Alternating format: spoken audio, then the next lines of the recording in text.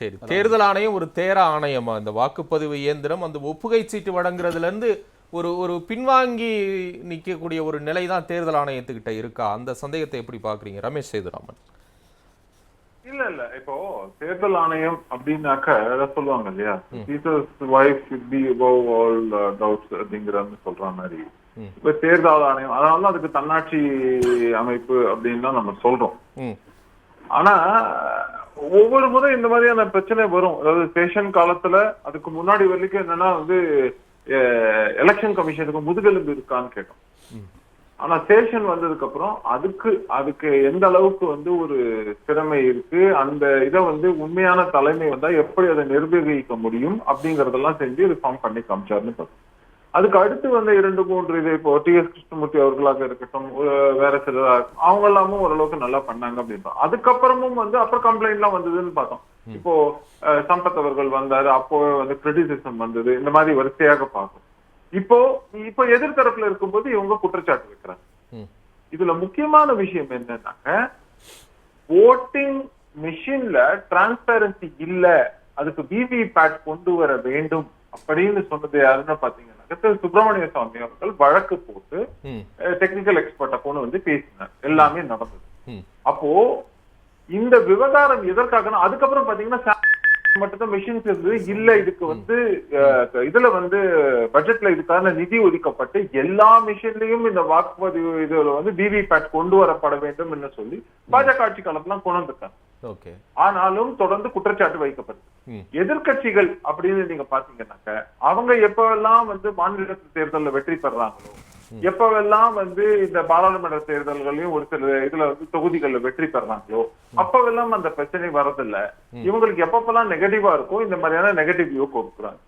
சரி, இது யார் சொன்னாலும் இருக்கட்டும், நான் ஆரம்பம் முதல் சொல்லிக் கொண்டிருப்பது, இந்த விவிபேட்டோடைய மொத்த இந்த வாக்கு எண்ணிக்கை இருக்கு இல்லையா, இத கட்டாயமா ஒரு வாட்டியாலும் 2 தேர்தல்களுக்கு குறைந்தது என்ன வேண்டும். மாநில தேர்தல்களும் சரி, அதான் அவங்களும் கேக்குறாங்க. அதுல ஏன் தேர்தல் ஆணையம் தயங்கி நிக்குது? அதுக்கு என்ன ரீசன்? ஏன்னா இல்ல தயங்குறது திரும்ப எபிஷியன்சி. அதான் நான் ஆரம்பம் தொட்டு சொல்லக்கூடிய ஒரு வாதம் என்ன, எபிஷியன்சியா டிரான்ஸ்பரன்சியா, டிரான்ஸ்பரன்சி இஸ் இம்பார்ட்டன்ட். ஏன்னா அந்த நம்பகத்தன்மை வந்துவிட்டால் அதுக்கப்புறம் அந்த கேள்வி பண்ணிக்கணும்.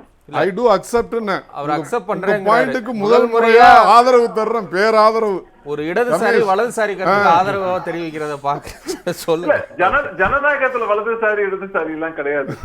அதனால அது நியாயமாக இருக்கும் பட்சத்துல. அதாவது இதுல விஷயம் என்ன அப்படின்னாக்க, இந்த மிஷின்களை நம்ம கொண்டு வந்திருக்கிறது இந்த டிரான்ஸ்பரன்சி அப்படின்னு சொல்லும் போது இதையுமே இன்னும் ஃபர்தராவே ஃபைன் டியூன் பண்ணணும்னு நான் சொல்றேன். இப்போ என்னன்னாக்க, இப்போ இந்த வாக்குகள் அப்படின்னு நம்ம எடுக்கிறோம் அப்படின்னாக்க, ஓட்டு போடப்படுது, மிஷினை தனியா வச்சிருங்க. அதுக்குமே நிறைய டெக்னாலஜி சிஸ்டம் எல்லாம் இருக்கு. நீங்க கனெக்ட் பண்ணி டேட்டாவை கலெக்ட் பண்ணி அதை நீங்க எந்த காலத்தையும் ஹேக் பண்ண முடியாது. இப்போ நம்ம சொல்ற பிளாக் செயின் சிஸ்டம்ஸ், இந்த மாதிரி பல விஷயம் இருக்கு. அது ஒரு பக்கம். இந்த ஒப்புகை சீட்டு தான் நீங்க தனியா எண்ணணும். இந்த இவிஎம் இருக்க இடத்துல இன்ஃபேக்ட் எண்ணவே கூடாது. ரெண்டுத்தையும் அப்புறம் கிராஸ் வெரிஃபை பண்ணுங்கன்னு சொல்லுவேன்.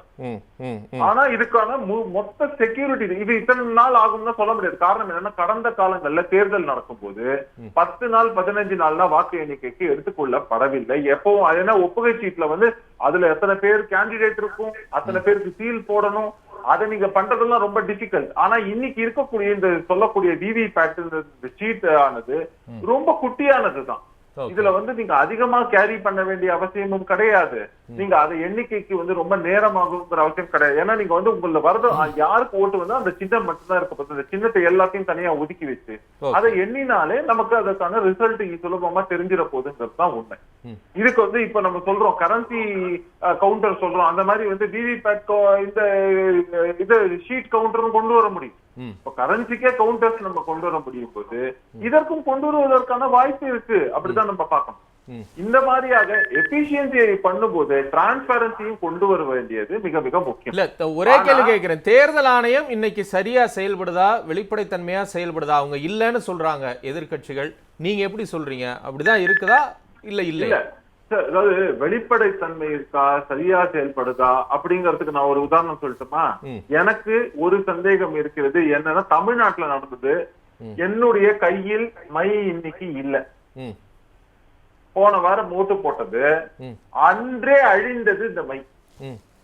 எங்களுடைய பூத்துல யார் யாரெல்லாம் ஓட்டு போட்ட அன்னைக்கு அத்தனையும் அழிந்தது. அப்போ என்னுடைய இது கேட்கிறேன், எந்த இவங்களுக்கு சார்பா அதை பண்ணியிருக்க முடியும் அப்படிங்கிறது. இப்போ மாநில தேர்தல் ஆணையத்தை நான் குறை சொல்லலாமா, நான் கேள்வி கேட்கலாமா, இங்க இருக்கவங்களுக்கு சார்பா பண்ணிட்டாங்களான்னு நான் கேட்கலாமாங்கிற ஒரு கேள்வி இருக்கு இல்லையா? காரணம் என்னன்னா இந்த மையாவே நம்பகத்தன்மை இல்லைங்க. அப்போ மக்கள் இதுக்கு நம்பகத்தன்மைக்கு கேள்வி கேட்கறாங்க அப்படின்னாக்க இந்த நம்பகத்தன்மையை வந்து நம்ம வந்து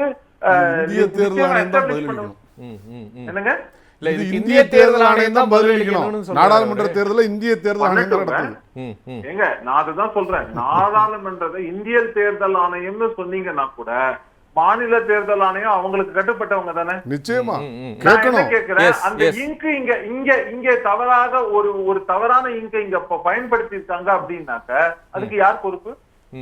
அப்போ இங்க இருக்கக்கூடிய மாநில தேர்தல் ஆணையம் நம்ம வந்து இடைத்தேர்தல்களோ இல்லன்னா வந்து இங்க ஊராட்சி தேர்தல் பல விஷயங்கள்ல நடத்துறாங்க அப்படின்னாக்க அப்போ எந்த மாதிரியாக யாருக்கு சாதகமா செயல்பட்டாங்க அப்படிங்கிற குற்றச்சாட்டு வருது.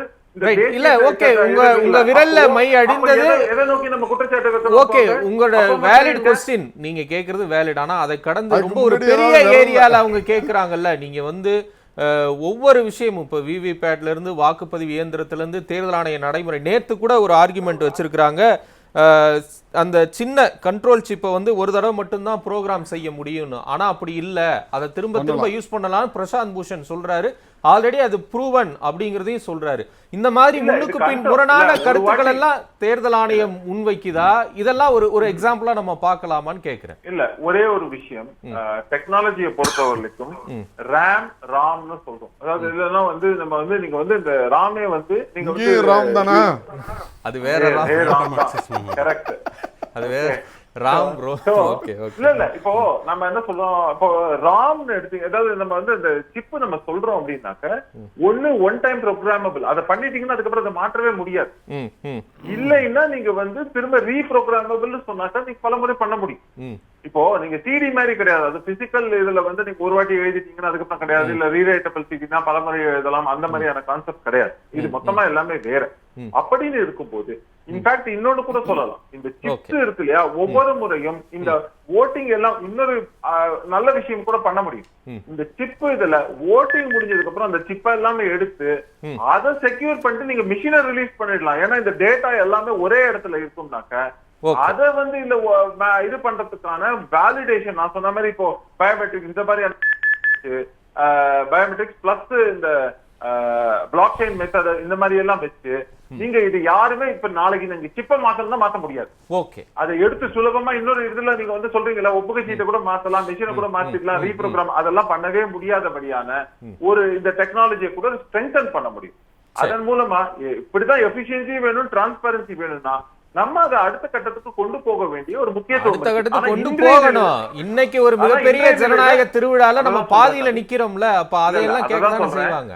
அதுதான் சொல்றேன். அதனால இப்போ தைரியமாக இத வந்து எலெக்ஷன் கமிஷன் என்ன பண்ணும்னா, இந்த ஒரு முறை மக்களுக்கு கான்பிடன்ஸை நிரூபிக்கிறதுக்காக, அதுவும் தேர்தல் வந்து தேசிய அளவில் நடப்பதனால அதை வந்து எண்றதுல தவறு இல்லைன்னு சொல்றேன். ஏன்னா பல கட்டமாக நம்ம அதை பண்ணும்போது எண்ணுவதும் தவறு இல்லைங்கிறதா என்னோட பாயிண்ட். அதுக்காக ஏன்னா அப்ப நம்ம என்ன சொல்றோம், கட்சிகள்லாம் வந்து இல்ல உங்க வந்து ஒரு சில எலெக்ஷன்ல இல்லங்கும் போது மாநில கட்சிகளுக்கு இடையேதான் அப்படின்னாக்க தேர்தல் ஆணையத்துல வந்து கண்டுக்காம விடுறாங்க ஒரு கட்சிக்கு சார்பா அப்படின்னு சொல்ற மாதிரியான குற்றச்சாட்டுகள் கடந்த காலங்கள்ல வந்திருக்கா இல்லையா?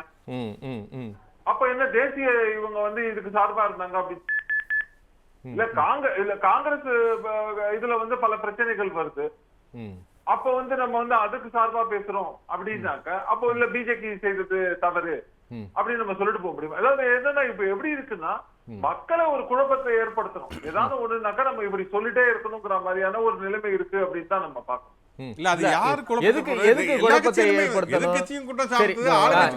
எதிர்கட்சி சொல்லுதுன்னா பரவாயில்ல, இவருக்கு என்ன ஒரு மோட்டிவ் இருக்க போகுது? ஒரு நிமிஷம் நயினார் நாகேந்திரன் மேட்டருக்கே வரேங்க. அதுக்கு முன்னாடி கடந்த தேர்தல்ல 5 வருஷம் முடிஞ்சே போச்சு.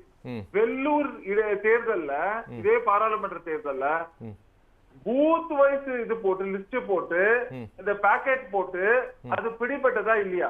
அன்னைக்கும் இடி வரல, தேர்தலை நிறுத்தினாங்கல்லங்க. ஒண்ணு இல்ல, தேர்தல் நிறுத்தினாங்கல்ல, அன்புநாதன் கண்டெய்னர் தேர்தல் நிறுத்தினாங்கல்ல. நீங்க இந்த மாதிரி ஒரு எக்ஸல் ஷீட் எடுத்தாங்க வேலூர்ல, தேர்தலை நிறுத்தினாங்க, பின்னாடி தேர்தல் நடத்தினாங்க. இப்ப நயினா நாகேந்திரன் புடிச்சிட்டு என்ன நடவடிக்கைன்னு கேக்குறாங்க அவங்க. இல்ல இப்போ நயினா நாகேந்திரன் விஷயத்துல இப்ப நான் என்ன சொல்றேன், அவர் தெளிவா வந்து இன்னைக்கு ஸ்டேட்மெண்ட் கொடுத்திருக்காரு. அவர் கொடுத்தது எனக்கு தெரிஞ்சவங்க தான், எனக்கு பரிச்சயமானவர்கள். மிரட்டி ஒப்புதல் வாக்குமூலம் வாங்கியிருக்காருன்னு ஒரு ஸ்டேட்மெண்ட் கொடுத்திருக்காரு. இன்னைக்கு சொல்லியிருக்காரு நயினா நாகேந்திரன் சொல்லியிருக்காரு, எனக்கு தெரிஞ்சவங்க தான், ஆனா மிரட்டி எனக்கு எதிராக ஸ்டேட்மெண்ட் வாங்கியிருக்காங்கன்னு சொல்றாரு. ஆமா, அது சொல்றது தவறு இல்லையா? இப்ப என்ன, இப்ப அவர் தான் தவறுனாக்க அதை ப்ரூவ் பண்ண வேண்டியது அந்த ஏஜென்சிஸோட பொறுப்பு. இப்ப நீங்க சொல்றீங்கல்ல இடி இருக்கு, இல்லன்னா இங்க பிடிச்ச இந்த மற்ற எந்த ஏஜென்சி இருக்காங்களோ, இன்கம் டாக்ஸ் டிபார்ட்மெண்ட், இவங்க எல்லாம் பிடிச்சாங்க சார். அதுவும் சென்ட்ரல் கவர்மெண்ட்டுக்கு தானே இருக்கு, மூடி மறைச்சிருக்கலாமே, பண்ணலையே. முறையான நியாயமான இப்ப நடவடிக்கை எடுக்கிறாங்கன்னு பாக்கணும். நயினா நாகேந்திரன் வந்து பறக்கும் படை பிடிக்கல, மாநில உளவுத்துறை தான் அதை கண்டுபிடிச்சு பிடிக்கிறாங்க. அப்ப நான் என்ன கேக்குறேன், எம்எல்ஏஸும் எம்பிஸ், இப்போ எம்பிஸ் எல்லாம் எம்எல்ஏஸ் எல்லாரும் வண்டியில போனப்போ பல ஆளுங்கட்சியோட வண்டிகளை அவங்க வந்து முறையாக செக் பண்ணலங்கிறத வீடியோ ஆதாரத்தோட வெளியிடப்பட்டது. ஏன் அப்பெல்லாம் கேள்வி கேட்கப்படல? அது சம்பந்தமாக எந்த வீடியோ ஆதாரத்துல செக் பண்ணி சொன்னாங்க? வீடியோ எல்லாம் நீங்களே எடுத்து வச்சுக்கிட்டீங்களா? வெளியில போ சொல்லலையே. கேள்வி கேட்டாங்களா? நயினா நாகேந்திரனுக்கு இந்த பணத்துக்கு சம்பந்தமே இல்லைன்னு வச்சுக்கோங்க. நயினா நாகேந்திரனுக்கு இந்த பணத்துக்கு சம்பந்தமே இல்லை. அந்த பிடிப்பட்டவர்கள் இருக்காங்களே, அவங்களுக்கு எங்க இருந்து பணம் வந்து விசாரிக்க வேண்டியது அமலாக்கத்துறைய வேலை தானே. சேலத்துல ஒரு விவசாயிக்கே வந்து அமலாக்கத்துறை போய் விசாரிக்கிறது, ஒரு ஏழை 4 கோடி ரூபாய் பிடித்த இடத்துல அமலாக்கத்துறை அப்போ வழக்கு டிரான்ஸ்பர் செய்யப்படும். அதாவது அந்த மணி ட்ரையல் இருந்து எஸ்டாப்ளிஷ் ஆனா மட்டும்தான் அடுத்த கட்டமா நன்றி.